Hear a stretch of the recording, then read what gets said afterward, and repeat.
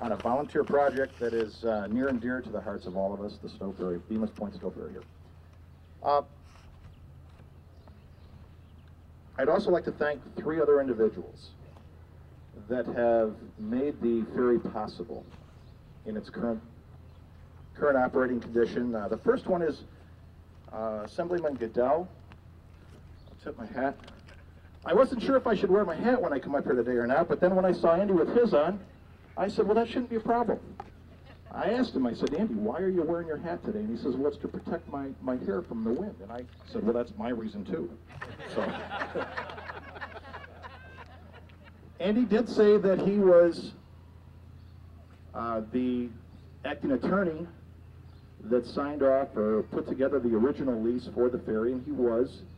He was also the acting county executive that signed the sale from the county to the Sea Lion project. Do you remember that, Andy? You don't. I have a piece of paper with your signature on it that does that. I put in that dollar. So we are square, Andy. And by the way, thank you very much. The next individual is Greg Edwards. Greg has supported us with the ferry landings here. It's a huge project. He stepped up to the plate about 4 or 5 years ago when the Sea Lion project was in shambles, and took a flyer on a group of individuals to try to reconstitute the organization and get it going again. And Greg, we thank you for giving us that opportunity to keep this piece of history going. Thank you. You're welcome. It's a good investment. Last but not least, going back to the general and the legions behind him, there's another individual by the name of John Cheney. John sits down here and in the front row. Maybe just stand up and say hi, John, to everybody. Can you do that? You'll wave hi.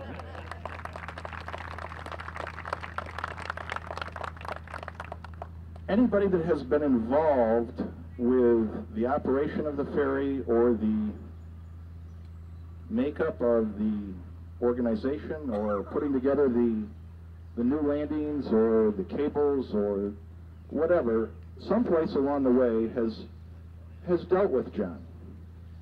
And he has pushed along and pushed hard. Boy, I go back probably for 20 or 30 years he's been involved in this. And if there's any one individual that has made this ferry go, it's John Cheney. And John, gee whiz, I don't know what to say other than thank you very much for all the help. Again, it just makes the organization wonderful. Go forward. You've all had arguments with him. He's threatened to take you out to the woodshed when you didn't agree with him, as he asked me too. But somehow he's persevered, and he's just done a great job. And it's because of his efforts that as a volunteer, that it's going here. Yay, Thank you very much, John.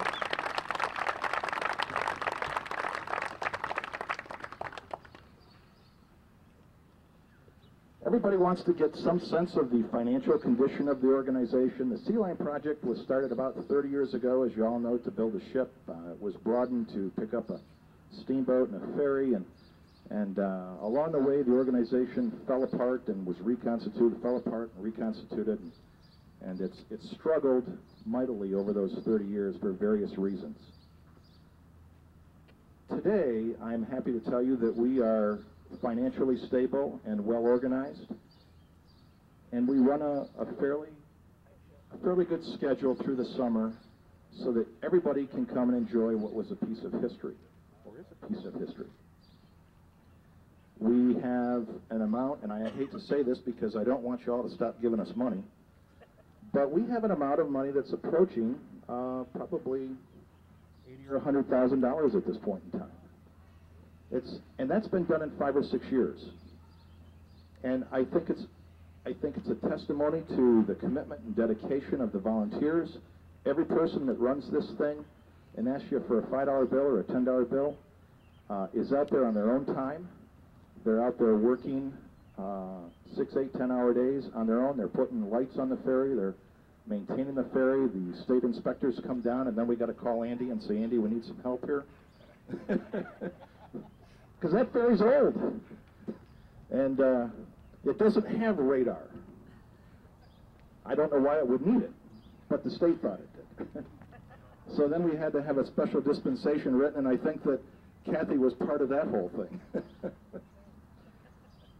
It goes on and on. But we are financially in a very good position, and we're going to keep working hard. That money is not money that can be spent. It's going to be moved into an endowment program over the course of the next few years, where small percentages of it can be used, and it cannot be attacked as it has been in the past whenever the organization built up a little bit of money and had a few extra funds. Kathy, we appreciate the state support and everything. I forgot to mention you earlier there, but you've been instrumental in everything with the state grants and all that kind of stuff, so thank you. Yeah. That's a danger. I stand up here and I start seeing people and I say, gee whiz, I forgot to thank that one and that one and that one. So, that's kind of it in the past. Mr. Babbage talked a little bit about the history, and as we all sit here and look at the lake, if you can just envision, my goodness, 200 years ago, 100 years ago, there is a wealth of history here on Chautauqua Lake. Chautauqua Institution was the playground for the rich and famous in the late 1800s. The Carnegies, the Mellons, the Hineses, the Studebakers, the list goes on and on. The Edisons,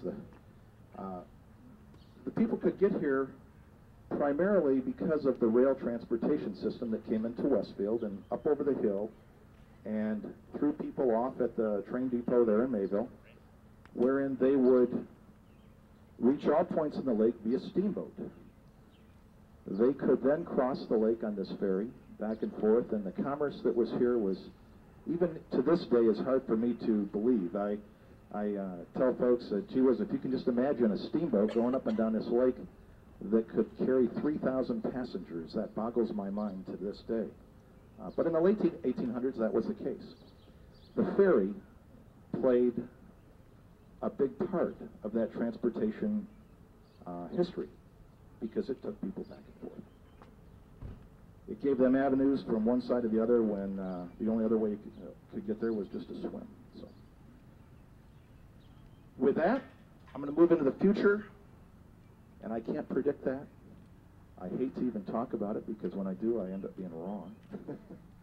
But I can say with some assuredness that I think that because of the efforts of individuals like you, everybody that's here today, that this wonderful piece of history will continue to exist and flourish. Thank you for all of your support, and hopefully we'll see you again in another 100 years.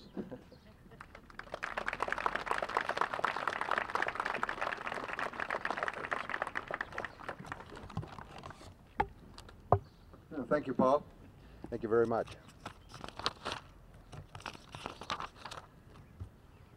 At this time, it's my pleasure, on behalf of the Bicentennial Committee, to present posthumously an award to Art Thomas.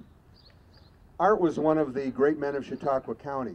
He was active in the Boy Scouts, the Masons, Order of Eastern Star, North Harmony, senior citizens. He was a professional photographer and a quality manager at Marlin Rockwell. He served as a Justice of the Peace for the town of North Harmony. And Art wrote a book entitled, cleverly enough, A Fairy Tale. And Art unfortunately passed away 5 days after presenting that finished book, delivering the finished book to the publisher. And so we have then an award for Art. It says Bemus Point Ferry Bicentennial History Award to Mr. Arthur C. Thomas. Art Thomas spent several years of his life producing a fairy tale. He gathered countless small pieces of information, large pieces, pictures, and accounts, and then he wrote a fairy tale. He was a great historian on the ferry and maintained an awesome interest for the history of Bemus Point Stow Ferry. Therefore, we grant Art Thomas the Bemus Point Stow Ferry Bicentennial History Award. The award will be given to the town of North Harmony to hang proudly in the halls in his name. And receiving the award on behalf of Mr. Thomas is the supervisor of the town of North Harmony, Sally Carlson. But also the deputy. Thank you. No, thank you.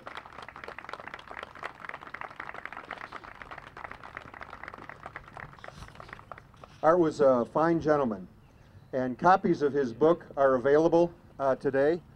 Can be purchased from the offices of the town of North Harmony, or we have some copies of the book here. It's only $20, and it's full of pictures and color photographs as well, pictures that I've never seen before, and probably you've never seen some of them either. Art did a very thorough job in assembling that collection, so I found it to be a very easy read. Art took the history, and within the history he wove in a lot of personal anecdotes and other anecdotes that he came across, and so it's a very delightful book to read. I'd recommend that you get a copy of the book. Before we move on to the next item on the agenda, I'd like to change a little bit from our program. It's not exactly by accident that the dedication of the Bemus Point and Stow Ferry happens on the same time as the Antique Boat Show. We felt that there was a natural linkage between those two. And also, as you're very much aware, very shortly we're going to have the grand opening of the Antique Boat Museum in Bemus Point. And so, since I see him here, I'd like to ask Bill Reynolds, the curator of the museum, to tell us a little bit about their plans in the show. Thank you very much, Terry. This is a very special occasion for this entire region. All of you, each and every one of you who are here assembled, should pat yourselves on the back, because without community involvement and community participation, days like today wouldn't happen. As Terry said, I'm Bill Reynolds. I'm the past supervisor of the town of North Harmony, and glad to see that we have a park here on the front, the just present lighthouse right here on my right, your left. And what a facility, what a destination for all of us and all of you to enjoy forever and ever. As Terry mentioned, I'm the president of the Chautauqua Lake Twin Tier Antique and Classic Boat Society chapter. We're the 54th chapter in the world. And today, starting later on this afternoon, as a matter of fact, there's a few boats over there now. Tomorrow's boat show is one of the top 10 boat shows in the country by the number of boats that get registered. Currently, without any possibly coming tomorrow, we're at 63 boats. So I encourage all of you to take the ferry and come over to see some of these antiques. And I'm going to add one more thing. I think I'm going to give the ferry an award as being the oldest boat on the lake, 1811. Of course, this isn't the original hull, but I want to do that. I want to be able to offer to the ferry committee a commendation that it's really a historic vessel, and really, in our minds, the oldest boat on the lake. The next oldest is 1898, so you got to come over and see it. But How do you spell historic? I mean hysteric. Hysterical, yeah. The Fenton is a historical. Where's Michelle? She knows it. She's our county historian. Great that Michelle's here. She's done a lot of work for us. The Lawson Center, we call it the Lawson Boating Heritage Center on Chautauqua Lake. I'm the managing director of it. You can see it. It's a big white building beyond the Italian Fisherman. It used to be the LS Aero Marine on the lake, and Dave Lawson and his family had operated that marine and that facility since 1918. We were very fortunate enough to have a group of guys who are, understand the importance of history and the potential that this region has to offer for the tourism and recreational business. So we're completing the phase one, which is the construction of the building, totally renovated, state-of-the-art, with a boat shop, museum, showroom, and some beautiful decks to watch. Probably the best sunset